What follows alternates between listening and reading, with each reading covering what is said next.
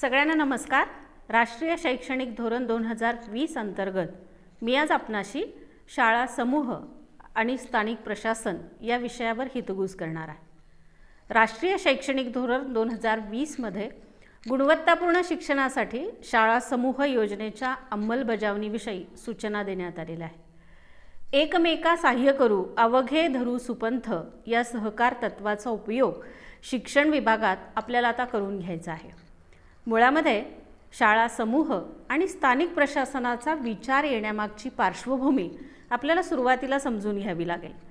आपल्याला माहिती आहे की आपल्या भारत देशामध्ये प्राथमिक शिक्षणाच्या सार्वत्रिकीकरणासाठी सर्व शिक्षा अभियानाअंतर्गत संख्यात्मक आणि गुणात्मक प्रयत्न झाले। परिणामी प्रत्येक वाडी वस्ती तांड्यावरती आपण शाळा स्थापन केल्या। संपूर्ण विद्यार्थ्यांचे सार्वत्रिक प्रवेश सुनिश्चित करण्यासाठी यामध्ये खूप मोठी मदत झाली। पण हळूहळू छोट्या छोट्या पटांच्या शाळांचे काही बाबी निदर्शनास यायला लागल्या, ज्या राष्ट्रीय शैक्षणिक धोरण 2020 पार्श्वभूमीमध्ये नमूद केल्या। सगळ्यात पहिले कमी विद्यार्थी संख्या असलेल्या शाळा विकसित झाल्या। साधारणपणे भारतामध्ये सरकारी प्राथमिक शाळा या 28% आणि 14.8 उच्च प्राथमिक शाळेमध्ये 30 पेक्षाही कमी पटांच्या विद्यार्थी होते। प्राथमिक शालेय प्रणालीमध्ये प्राथमिक आणि उच्च प्राथमिक वर्गामध्ये काही शाळांमध्ये तर वर्गांमध्ये 14 पेक्षा देखील कमी पटसंख्या होती किंवा बऱ्याच शाळांमध्ये 6 पेक्षा देखील कमी पटसंख्या होती। यातली दुसरी महत्त्वाची बाब अशी की कमी पटांच्या शाळांबाबत शिक्षकांचं नियोजन करणं, महत्त्वपूर्ण भौतिक संसाधनांची उपलब्धी करणं, जसं प्रयोगशाळा असतील, खेळाचं साहित्य असेल, ग्रंथालयातली पुस्तकं असतील, ती उपलब्ध नसतात। अशा शाळांमधील शिक्षकांना विषयाची पार्श्वभूमी नसताना देखील अनेक विषय शिकवावे लागतात। छोट्या छोट्या शाळा विखुरलेल्या असल्यामुळे शिक्षण अध्ययन अध्यापन प्रक्रियेवरती त्याचा नकारात्मक प्रभाव देखील पडतो। खरं तर प्रशासकीय दृष्ट्या आणि भौगोलिक दृष्ट्या या शाळांपर्यंत पोहोचणं देखील अवघड होतं। छोट्या छोट्या शाळांची संख्या अधिक प्रमाणात असल्यामुळे ही स्थिती पुढे पुढे गंभीर व्हायला लागते। खरे तर शाळा समूहाअंतर्गत शाळांचे एकत्रीकरण हा मर्यादित स्वरूपातला उपाय आहे। राष्ट्रीय शैक्षणिक धोरण हे देखील नमूद करतं की अधिक संख्येने असलेल्या लहान शाळांनी सांगितलेल्या एकूण संरचनात्मक समस्या आणि आव्हानं यांची सोडवणूक यातून निश्चित करता येणार नाही। पण ही आव्हानं वर्ष 2025 पर्यंत शाळांचा समूह बनवणं आणि त्यांच्यात संख्येत सुधारणा करणं यातून अपेक्षित होणार आहे। आता आपण सुरुवातीला शाळा समूह संकल्पना काय आहे ती थोडक्यात समजून घेऊया। शाळा समूह संकल्पनेमध्ये सगळ्यात पहिलं समूहातील सर्व शाळांचा शैक्षणिक विकास करणं अपेक्षित आहे। अर्थात समूहात आलेली प्रत्येक शाळा कोणत्या ना कोणत्या क्षेत्रामध्ये स्वावलंबी आहे। एकंदरीमध्ये जेव्हा गटातील सर्व शाळा समूहात सहभागी होतील तेव्हा स्वावलंबनामध्ये सुद्धा वाढ होईल आणि याच्या जोरावर शाळांच्या दैनंदिन गरजा स्थानिक पातळीवर आणि एकमेकांच्या मदतीनं पूर्ण केल्या जातील। एक चांगली विकसित अशी स्वावलंबी माध्यमिक शाळा मध्यवर्ती शाळेची भूमिका पार पाडेल। ही शाळा सर्व शाळांना सोबत घेऊन दर्जेदार शिक्षण संवर्धन कार्यक्रम तयार करेल। या समूहात कोणत्या कोणत्या शाळा असतील? किमान 10 ते 12 शाळा असतील, ज्याच्यामध्ये आपण अपेक्षित धरतो आहे अंगणवाडीपासून ते 12वी पर्यंतचे वर्ग। कुठले प्रकार असतील? प्राथमिक शाळा असतील, माध्यमिक शाळा असतील, व्यावसायिक शाळा असतील, तांत्रिक विद्यालये असतील।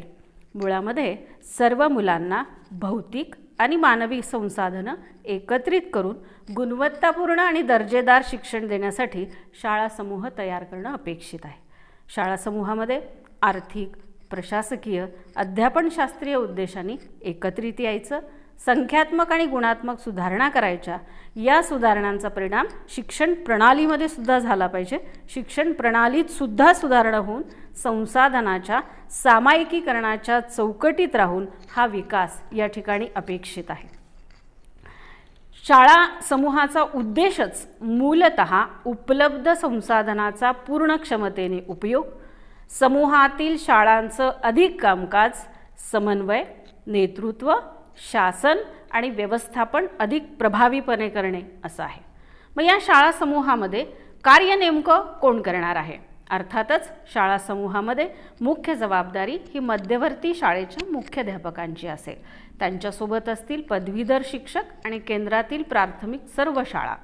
शिक्षण विभागातल्या सर्व अधिकाऱ्यांची जबाबदारी मात्र या सर्व कार्याला प्रोत्साहन देण्याची असेल. प्रश्न असा पडलाय की मग मध्यवर्ती शाळा निवडीचे निकष काय असतील? तर सुरुवातीलाच मी असं म्हणाले की अंगणवाडी ते 12वी पर्यंतचे वर्ग असावे. मध्यवर्ती शाळा ही दळणवळणाच्या दृष्टीने योग्य सुविधा असणारी असावी. नंतर मध्यवर्ती शाळा ही मध्यवर्ती ठिकाणी असावी आणि शाळा समूहातील इतर शाळांच्या पासून ती 6 ते 8 किलोमीटरच्या परिघात देखील असावी. या शाळेला प्रशस्त इमारत, स्वतःचं मैदान, सुसज्ज ग्रंथालय, प्रयोगशाळा, भरपूर शैक्षणिक सुविधा, दृकश्राव्य साधनं इत्यादी सर्व बाबतीत ही शाळा परिपूर्ण असावी. शिक्षकांच्या बाबतीतला निकष असा आहे की किमान 6 शिक्षक पदवीधर असावे आणि या शाळेमध्ये कला आणि शारीरिक शिक्षण विषयाचे शिक्षक देखील असावेत. आता प्रश्न असा पडतो की शाळा समूह प्रक्रियेमागचा नेमका उद्देश काय आहे? तो उद्देश देखील NEP स्पष्ट करते. सगळ्यात पहिलं, प्रत्येक शाळेला कला, संगीत, विज्ञान, भाषा, व्यावसायिक विषयांसह सर्व विषयांसाठी पुरेशा प्रमाणामध्ये शिक्षक, समुपदेशक आणि सामाजिक कार्यकर्ते उपलब्ध व्हावे. दुसरं, प्रत्येक शाळेमध्ये पुरेसं संसाधन जसं ग्रंथालय, विज्ञान प्रयोगशाळा, संगणक प्रयोगशाळा, खेळांचं मैदान, खेळाचं साहित्य असावं. छोट्या छोट्या शाळा दूर असल्यामुळे शिक्षक, विद्यार्थी आणि शाळा यांचं अलगीकरण झालं आहे. हे अलगीकरण दूर करून समाजामध्ये एक जाणीव निर्माण करणं आणि त्या जाणीवेतनं संयुक्त व्यवसाय विकास कार्यक्रम, अध्ययन अध्यापन आशयांची देवाणघेवाण करणं, एकत्रितपणे आशयाची निर्मिती करणं, कला, विज्ञान यांचं प्रदर्शन बनवणं, खेळांचे उपक्रम घेणं, प्रश्नमंजुषा, वादविवाद, जत्रा या उपक्रमांचं आयोजन संयुक्तरित्या करणं अपेक्षित आहे. दिव्यांग मुलांच्या शिक्षणासाठी समूहातील शाळेमध्ये विविध प्रकारचा सहयोग आणि साहित्य देणं पण अपेक्षित आहे. शालेय व्यवस्थाचे प्रशासन सुधारण्यासाठी स्थानिक पातळीवरती प्राचार्य असतील, मुख्याध्यापक असतील, शिक्षक असतील यांना अंमलबजावणींच्या संदर्भात बारीक सारीक निर्णय घेता येतील असं देखील याच्यामध्ये नमूद करण्यात आलेलं आहे. आता शाळा समूहाअंतर्गत सामायिक वापराचं धोरण देखील या शाळा समूह योजनेमध्ये सांगितलेलं आहे. त्याच्यामध्ये असं म्हटलेलं आहे की जी इमारत आहे ती इमारत समूहातील इतर शाळा, विद्यार्थी आणि शिक्षक यांनी उपयुक्त शैक्षणिक कामासाठी मध्यवर्ती शाळेचा उपयोग केला पाहिजे. क्रीडांगणाचा उपयोग अर्थातच स्पर्धा घेण्यासाठी, स्नेहसंमेलनासाठी. त्या शाळेचं ग्रंथालय, प्रयोगशाळा, दूरदर्शन संच, प्रोजेक्टर, रेकॉर्डर समूहातील प्रत्येक शाळेनं या साधनांचा उपयोग विद्यार्थ्यांना शिकवण्यासाठी केला पाहिजे. शैक्षणिक प्रकल्प, आता कार्यानुभवाअंतर्गत जे काही प्रकल्प घेण्यात येतात त्या सर्व प्रकल्पांचं एकत्रीकरण करून त्याचा उपयोग शाळा समूहात देखील केला गेला पाहिजे. अजून एक अत्यंत महत्त्वाची बाब आहे जी शाळा समूह योजनेत शिक्षकांच्या बाबतीमध्ये नोंद केलेली आहे की शिक्षकांचा गुणवत्ता विकास. मग तो कसा? तर शिक्षकांचे प्रशिक्षण, अल्पमुदतीचे शिक्षकांची शिबिरं आणि शिक्षकांसाठी खास ग्रंथालय या सगळ्यांचा उपयोग शाळा समुदायात झाला पाहिजे. मग आता या शाळा समुदायामुळे काय लाभ होऊ शकतील असं NEP नोंद करते. सगळ्यात पहिले, सर्व शाळांना भौतिक सुविधांची उपलब्धता, अर्थातच मैदान, ग्रंथालय, प्रयोगशाळा हे मिळेलच. शिक्षक वेगवेगळ्या वर्गांना अध्ययन अध्यापनाचं काम करतील. अर्थातच मराठीचे शिक्षक 1ली पासून 12वी पर्यंतच्या मुलांना मराठीचं मार्गदर्शन वेगवेगळ्या पद्धतीने करू शकतील. दुसरी गोष्ट, शाळा समूहातील प्रत्येक शाळेतील मुलाचा अध्ययन स्तर उंचवण्यासाठी एकत्रित प्रयत्न होतील. कारण की संपूर्ण व्यावसायिकदृष्ट्या समृद्ध लोकांचं एकत्रीकरण इथे होईल. उदाहरणार्थ, मुलांच्या पायाभूत क्षमता असतील, इयत्तेमध्ये अपेक्षित असलेल्या क्षमता असतील, लर्निंग आउटकम्स असतील, या दृष्टीने विशेष प्रयत्न एकत्रितरित्या केलं जाणं शाळा समुदायामध्ये अपेक्षित आहे. तिसरं, व्यावसायिक पद्धतीने अध्ययन करणाऱ्या समुदायाची निर्मिती होईल आणि याच्यामुळे असं होईल की प्रत्येकजण, मराठीचे 2 शिक्षक, इंग्रजीचे 3 शिक्षक असे एकत्रित येतील, तेव्हा कौशल्य, गुण, निरीक्षण यातनं प्रत्येकजण एकमेकांच्या बाबतीमध्ये विचारांची, गुणांची आणि कौशल्याची देवाणघेवाण करण्याचा प्रयत्न प्रत्यक्ष आणि अप्रत्यक्षरित्या निश्चित स्वरूपामध्ये करू शकतील. शाळा समूहाचं मुख्याध्यापकाला शिक्षकाच्या अनुपस्थितीमध्ये पर्यायी उपाययोजना करता येतील. अर्थात काही शाळांमध्ये शिक्षक दीर्घ रजेवर जातात, इतर रजेवर जातात, मग मुलांचं नुकसान होतं. अशा वेळेस मुलांचं नुकसान होऊ नये म्हणून उपाययोजना करण्याची शक्ती यामुळे मुख्याध्यापकांना प्राप्त होईल. दिव्यांग मुलांसाठी सुधारित साहित्य मिळेल. मला असं वाटतं दिव्यांगांच्या क्षमता आणि शिकण्यासाठी अध्ययन अध्यापन शैली, अभ्यासक्रम सुलभीकरण, टीचिंग लर्निंग मटेरियल हे सगळं आपल्याला एकत्रितरित्या तयार करून सर्वांपर्यंत पोहोचवता येईल. विद्यार्थ्यांची विषय केंद्रित मंडळे देखील स्थापन होतील. बघा, ज्या मुलांना ज्या विषयामध्ये आवड आहे ती मुलं त्या मंडळामध्ये जातील आणि मंडळात गेल्यामुळे विषयाबद्दलच्या ज्ञानाबरोबर विषयासाठी आवश्यक असलेल्या क्षमतांचा देखील विकास या ठिकाणी होईल. शैक्षणिक, क्रीडा, कला, हस्तकला यावर आधारित कार्यक्रमांचं आयोजन केलं जाईल. अर्थातच आम्ही क्रीडा स्पर्धा घेऊ शकतो, स्नेहसंमेलन घेऊ शकतो, अभ्यासक्रमावर आधारित उपक्रम घेऊ शकतो, विविध कलांचे प्रदर्शन भरवू शकतो, विविध विषयांचे प्रदर्शन भरवू शकतो.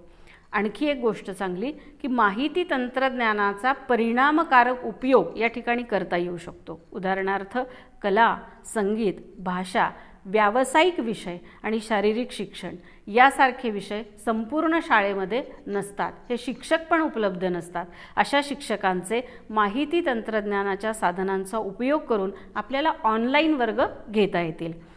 अधिक चांगली पटनोंदणी, अर्थात प्रत्येक मूल शाळेमध्ये आलं पाहिजे, ते शाळेमध्ये शिकलं पाहिजे म्हणजे उपस्थिती, आणि त्याच्या कामगिरीमध्ये सुधारणा झाली पाहिजे म्हणजे त्याला आम्ही गुणवत्तापूर्ण शिक्षण देऊ शकलो पाहिजे.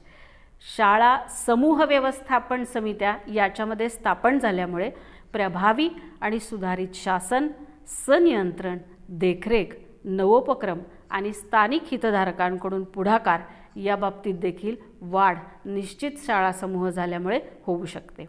शेवटी एवढंच की शैक्षणिक अडचणी आणि समस्यांचं निराकरण करण्यासाठी शाळा समूहाचा लाभ निश्चित स्वरूपात आपल्याला होणार आहे. हा लाभ प्रत्येक शाळा, शाळा प्रमुख, शिक्षक, विद्यार्थी, सहयोगी कर्मचारी वर्ग, पालक व स्थानिक नागरिक या प्रकारच्या समुदायातून संसाधनांचा प्रभावी उपयोग करून संपूर्ण शाळा व्यवस्था ही आपल्याला ऊर्जावान आणि सक्षम करायची आहे. आता प्रश्न असा आहे की या शाळा समूहाचं प्रशासन नेमकं कसं असेल. सगळ्यात पहिली आणि अत्यंत उल्लेखनीय बाब याच्यामध्ये अशी आहे की शाळा समूहाला अर्ध स्वायत्त स्वरूपात कार्य करणारी घटक संस्था मानलं जाणार आहे. म्हणजे आपण ज्याला म्हणू शकतो इंग्रजीमध्ये सेमी ऑटोनॉमस. प्रत्येक जिल्ह्यातल्या शिक्षणाधिकारी आणि गट शिक्षणाधिकारी यांनी शाळा समूहाला घटक मानून त्यांच्यासोबत काम करणं याच्यात अपेक्षित आहे. आता शालेय शिक्षण संचालनालय आहे, हे शाळा समूहाला जबाबदारी देईल. शाळा समूह ती पूर्ण करेल आणि समूहाअंतर्गत येणाऱ्या प्रत्येक शाळेशी समन्वय साधेल. यातली आणखी अत्यंत महत्त्वाची बाब मला अशी वाटली की संचालनालयाकडून शाळा समूहांना महत्त्वपूर्ण स्वायत्तता दिली जाईल, ज्याच्या आधारे ते राष्ट्रीय अभ्यासक्रम आराखडा आणि राज्य अभ्यासक्रम आराखडा यांचं अनुपालन करतील आणि एकीकृत शिक्षण देण्याच्या बाबतीमध्ये आवश्यक रचनात्मक कार्य करतील. या शाळा समूहाने अभ्यासक्रम, अध्यापनशास्त्र आणि इतर बाबतीमध्ये निरनिराळे प्रयोग करणं देखील अपेक्षित आहे. अर्थात समूहाअंतर्गत शेवटी काय तर शाळा अधिक मजबूत करणे, अधिक स्वायत्तपूर्ण काम शाळेनं करणं अपेक्षित आहे. शाळा समूह अधिक नवोपक्रमशील आणि जबाबदार होईल. परिणामी शालेय शिक्षण संचालनालय मोठ्या स्तरावरील ध्येय लक्षित केंद्र करून संपूर्ण शिक्षण व्यवस्थेच्या प्रभावीपणामध्ये सुधारणा करेल अशी अपेक्षा NEPने शाळा समूहाच्या बाबतीमध्ये व्यक्त केलेली आहे. शाळा समूहाच्या माध्यमातून दीर्घ आणि अल्पकाळच्या संदर्भात योजनाबद्ध पद्धतीने काम करण्याच्या संस्कृतीचा विकास देखील अपेक्षित आहे. कसा जसं आपण शाळा स्तरावरती शाळा व्यवस्थापन समितीच्या मदतीने शाळा विकास आराखडा करतो, तसंच आता शाळा समूह व्यवस्थापन समिती आपल्याला स्थापन करायची आहे आणि शाळा समूह विकास आराखडा करणं आपल्याला अपेक्षित आहे. अर्थातच ज्या शाळा व्यवस्थापन समितीचे सदस्य आहेत ते सदस्य शाळा समूह आराखडा समितीचे सदस्य होतील. या सदस्यांनी काय करायचं आहे तर आराखडा प्राचार्य, मुख्याध्यापक आणि शिक्षक यांच्या मदतीने तयार करायचा आणि तो उपलब्ध करून द्यायचा. मग प्रश्न असा आहे की आराखड्यामध्ये नेमकं काय असेल, तर अर्थातच आराखड्यामध्ये मानवी संसाधनं, अध्ययन संसाधनं, भौतिक संसाधनं, पायाभूत सुविधांमध्ये वित्तीय सुधारणा करण्यासाठीचे पुढाकार, शाळा संस्कृती संबंधी पुढाकार, शिक्षक विकास आराखडा, शैक्षणिक फलनिष्पत्ती, शिक्षक आणि विद्यार्थ्यांच्या शिक्षणासाठी सामूहिक प्रयत्नांचा तपशील असेल. मला फार प्रत्येक वेळेस आवर्जून सांगावंसं वाटतं की विद्यार्थ्यांबरोबर शिक्षकाचं देखील लर्निंग शाळा समुदायामध्ये खूप महत्त्वाचं धरलेलं आहे. मग शाळा विकास आराखडा आणि शाळा समूह विकास आराखडा ही प्राथमिक यंत्रणा याच्यामध्ये मानली जाणार आहे, ज्यातून शालेय शिक्षण संचालनालयासह सर्व शाळांचे संबंधित घटक परस्पर जोडले जातील. शाळा व्यवस्थापन समिती आणि शाळा समूह व्यवस्थापन समिती या शाळा विकास आराखडा व शाळा समूह विकास आराखडा यांचा उपयोग शाळेची कार्यप्रणाली आणि दिशा यावर लक्ष देण्यासाठी करतील आणि प्रत्यक्ष आराखड्याची अंमलबजावणी देखील करतील. मग या आराखड्याची प्रत्यक्ष अंमलबजावणी करायची असेल तर याच्यामध्ये परत एकदा शालेय शिक्षण संचालनालयाची भूमिका खूप महत्त्वाची राहील. काय करेल हे संचालनालय, तर आराखड्यामध्ये प्रत्यक्ष अंमलबजावणीसाठी अल्पकाळासाठी 1 वर्ष, दीर्घकाळासाठी 2 ते 5 वर्ष वित्तीय, मानवी आणि भौतिक आराखड्यामध्ये आवश्यक असतील ते संसाधनं उपलब्ध करून देईल. त्याच्यानंतर सगळ्यात महत्त्वाची भूमिका महाराष्ट्र राज्य शैक्षणिक संशोधन प्रशिक्षण परिषद पुणे आणि शालेय शिक्षण विभाग संचालनालय यांची आहे. ते या शाळा विकास आराखड्यासाठी सर्व शाळांना लागणाऱ्या विशेष मानकांची मदत करेल, जसे वित्तीय असेल, कर्मचारी असेल किंवा प्रक्रिया विषयक असेल. आणि मग आराखडे कसे असावेत ते आराखडे उपलब्ध करून देण्याचं काम देखील यांच्याकडे असेल. अर्थात आपल्याला माहिती आहे की निश्चित शिक्षण विभाग हा गतिमान आहे आणि या गतिमानतेमुळे काळानुरूप जे काही बदल होतील तसे बदल आपण वेळोवेळी आराखड्यात देखील करणार आहोत, हे आपण याच ठिकाणी मान्य करतो आहोत. या संपूर्ण समूहामध्ये 3 गोष्टी अनेक उल्लेखनीय आहे आणि ज्याची नोंद इथे घ्यावी असं मला वाटतं.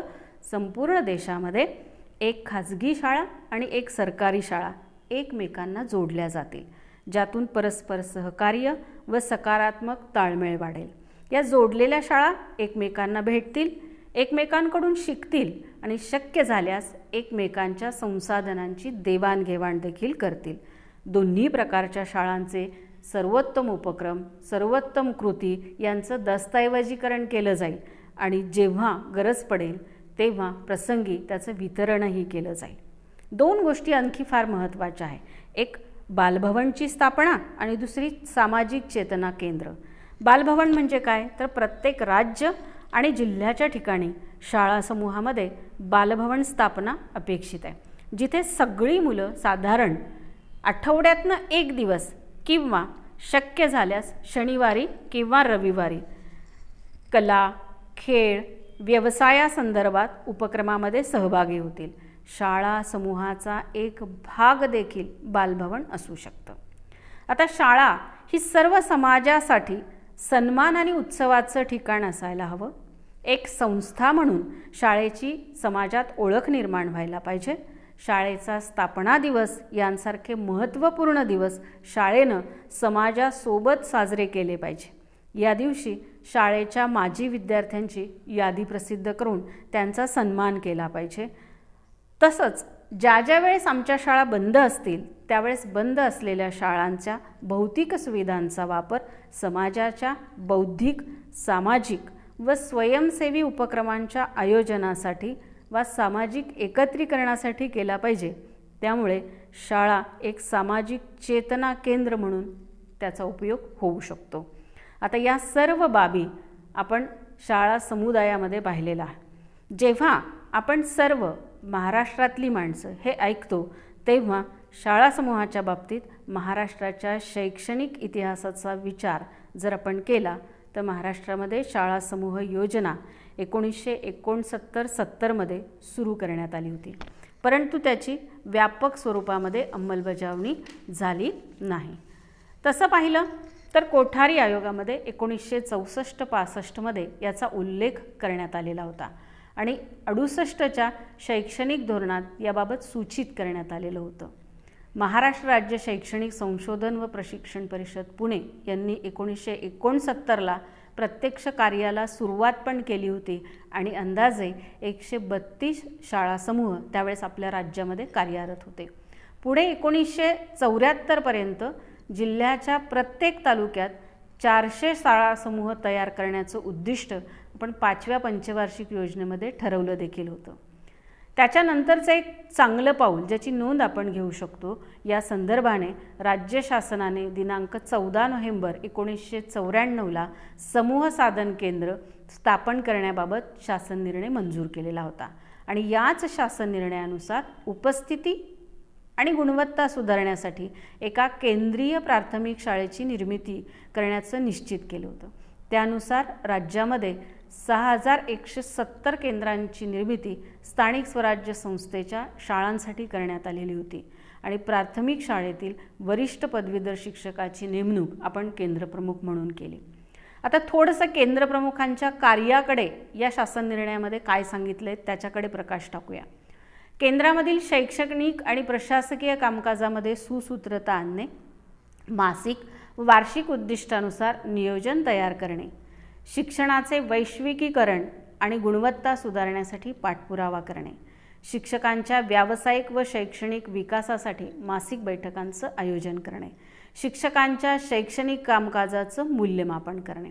मला असं वाटतं की मी ज्या बाबी आपल्याला शाळा समूहात आत्तापर्यंत सांगितल्या त्यातल्या बऱ्याच बाबी केंद्रप्रमुखांच्या कार्यामध्ये दिसून येतात. आपण आता इतिहासामधलं महाराष्ट्रातलं शाळा समूहाचं स्वरूप पाहिलं, परंतु आत्तासुद्धा आपण वर्तमानात सद्यस्थितीमध्ये महाराष्ट्रामध्ये केंद्रप्रमुख प्रशासकीय कामाची जबाबदारी अत्यंत योग्य पद्धतीने पार पाडताना दिसतात, परंतु शैक्षणिक कामकाजामध्ये अजूनही म्हणावी तशी गती प्रशासकीय कामामुळे मिळत नाही.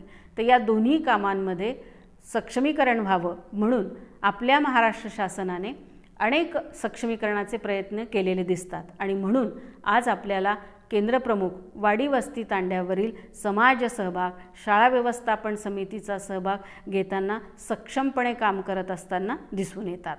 आता राज्य शासनाच्या शालेय शिक्षण विभागाने सुद्धा गेल्या काही वर्षांपासून जी प्रशिक्षणं शिक्षकांना दिलेली आहे ती प्रशिक्षणं पूर्णपणे किंवा कॅप्सूल मोडमध्ये केंद्रप्रमुखांना देण्याचं देखील ठरवलेलं होतं आणि त्याप्रमाणे ती दिलेली आहे.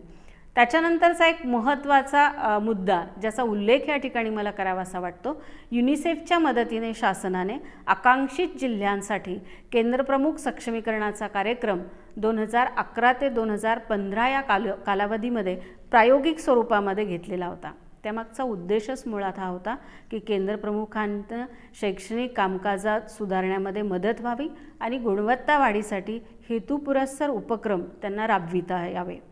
आपल्याकडे आपण आणखी एक महत्त्वाची गोष्ट सांगू शकतो की समूह साधन केंद्र आपण स्थापन केलेले आहेत आणि या समूह साधन केंद्रांमध्ये सुद्धा आपल्याला काम होताना दिसतं.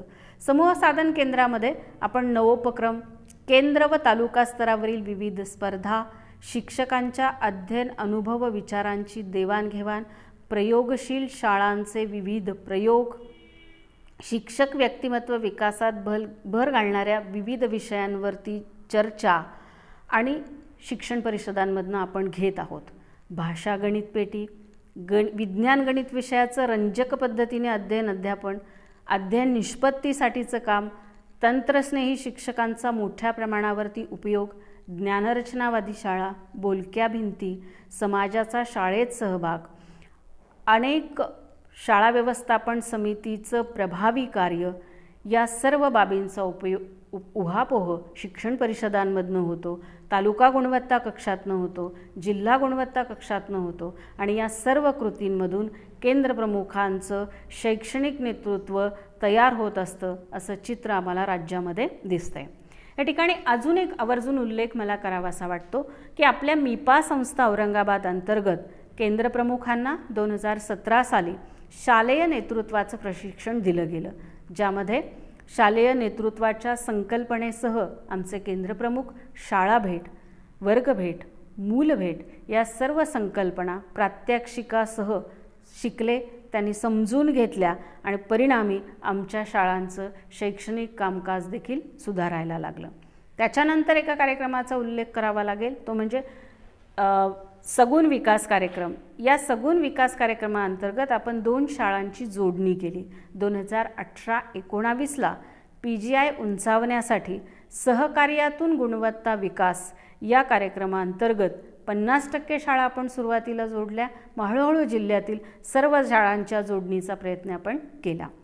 भौतिक सुविधांचा सामायिक वापर, परिणामकारक अध्ययन अध्यापन मूल्यमापन, तज्ज्ञ शिक्षक मार्गदर्शक, विद्यार्थ्यांची अदलाबदल, शिष्यवृत्ती आणि स्पर्धा परीक्षा, बेस्ट प्रॅक्टिसेसचं आदानप्रदान, शैक्षणिक साहित्यांची देवाणघेवाण, सहशालेय उपक्रम, सामाजिक जाणीवेतून समस्या निराकरण, शालेय नेतृत्व व व्यावसायिक विकास, समाज सहभाग, समता व समान संधी अशा क्षेत्रांमध्ये आपण सगुणच्या अंतर्गत काम करतच आहोत. शाळा संकुलामध्ये अपेक्षित असलेली मध्यवर्ती शाळा या संदर्भात महाराष्ट्रामध्ये थोड्या प्रमाणामध्ये आपल्याला अडचणी निर्माण होऊ शकतात.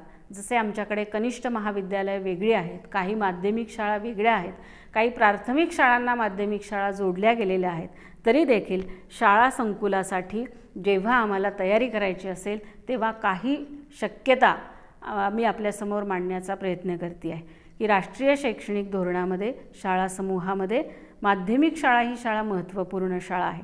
जर माध्यमिक शाळेला अंगणवाडी किंवा 12वी असा वर्ग नसेल तर आवश्यक असलेला निम्न अथवा उच्च वर्ग आपल्याला जोडता येऊ शकतो. आजच्या स्थितीमध्ये ज्या माध्यमिक शाळांमध्ये मोठ्या प्रमाणावरती म्हणजे उच्च माध्यमिक शाळांमध्ये भौतिक सुविधा, इतर बाबी आणि शिक्षक सर्व उपलब्ध आहे, तिथे आपल्याला ECCEचे वर्ग, अंगणवाडीचे वर्ग निश्चित स्वरूपात जोडता येतील. काही कनिष्ठ महाविद्यालयांमध्ये MCVC आहे आणि इतर विषय देखील आहे, तिथे फिजिकल टीचर पण उपलब्ध आहे. अशा समृद्ध शाळांमध्ये, अशा महाविद्यालयांमध्ये आपल्याला शाळा संकुल तयार करण्यासाठी इतर वर्ग मग 9वी, 10वी, 11वी किंवा आणखी छोटे वर्ग जोडायचे असतील तर असे जोडून एक संकुल निश्चित स्वरूपामध्ये आपण तयार करू शकतो. मला असं वाटतं की आज संपूर्ण या आपल्या हितगुजामध्ये आपण शाळा समूहामध्ये स्थानिक प्रशासन कशासाठी आणलेलं आहे, शाळा समूहाच्या संकल्पनेमध्ये नेमकं काय मांडलेलं आहे, शाळा मध्यवर्ती शाळेचा निवडीचा निकष काय आहे, शाळा समूह प्रक्रियेमागचा उद्देश काय आहे, शाळा समूहामध्ये सामुदायिक वापराचं धोरण नेमकं काय आहे, शाळा समूहामुळे आपल्याला काय लाभ होऊ शकतात आणि शाळा समूहामध्ये प्रशासन कसं असेल, एक अर्धस्वायत्त स्वरूपामध्ये शाळा समूह कसं सक्षमपणे काम करेल आणि कशा पद्धतीने 2 शाळांची जोडणी केली जाईल आणि बालभवन आणि सामाजिक चेतना केंद्रांची स्थापना केली जाईल. महाराष्ट्राचा उल्लेख या ठिकाणी मी झालेल्या घडामोडींच्या बाबतीत आवर्जून केलेला आहे, कारण की येणाऱ्या शाळा समुदायाच्या अंमलबजावणीमध्ये त्याच्यासाठी असलेली पायाभरणी, त्यासाठीची आवश्यक असलेली तयारी आपण सर्वजण करत आहोत आणि या तयारीतूनच आपल्याला शाळा समुदाय ही संकल्पना पुढे न्यायची आहे. यातील मी सांगितलेल्या ज्या बाबतीत आपल्या केंद्रप्रमुखांना आपल्या केंद्रामध्ये छोट्या फार प्रमाणामध्ये सुरू करता येत असतील, म्हणजे अगदी आपल्या केंद्रातील प्रत्येक शाळेचा स्थापना दिवस साजरा करणे आणि त्यावेळेस सर्व माजी विद्यार्थ्यांची यादी लावणे किंवा सन्मान करणे असे छोटे मोठे उपक्रम सुरू करून आपण याची घट्ट बांधणी करू शकतो आणि शाळा समुदायासाठी निश्चित स्वरूपामध्ये तयार होऊ शकतो. त्या सगळ्यांसाठी आपल्याला मनापासून शुभेच्छा देते आणि या ठिकाणी थांबते. धन्यवाद.